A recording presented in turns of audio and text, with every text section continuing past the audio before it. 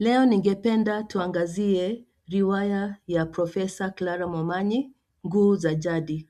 Na tunataka kujibu hili swali. Je, anwani ya Nguu za Jadi inafaa riwaya?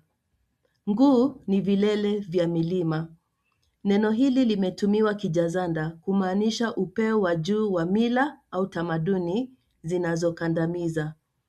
Jadi ni mila ama desturi ama imani za kitambo. Kwa hivyo Nguu za Jadi ni tamaduni ambazo zinapinga na kurudisha nyuma maendeleo ya jamii. Tutatoa mifano. Kwanza, mila ambayo inadunisha wanawake na kuwanyima uhuru wa kujiendeleza. Mangwasha na wanawake wengine hawana ruhusa ya kupigania kiti cha kuwa mtemi wa matango. Pili, kuna uongozi mbaya wa Mtemi Lesulia.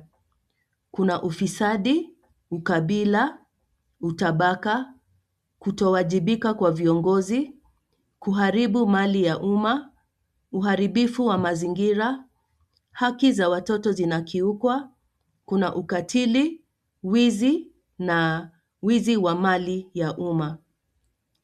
Tatu, kuna umaskini mwingi haswa miongoni mwa waketwa. Nne, kuna ubabe dume.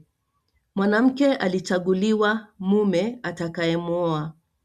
Chifu Mshabaha anajaribu kumshurutisha Mangwasha kuolewa na Sagilu ambaye ni tajiri.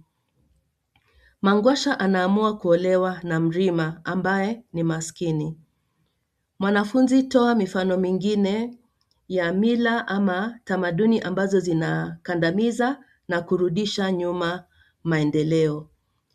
Tembelea maktaba yangu ya kanda zingine kama hii za kielimu. Asante.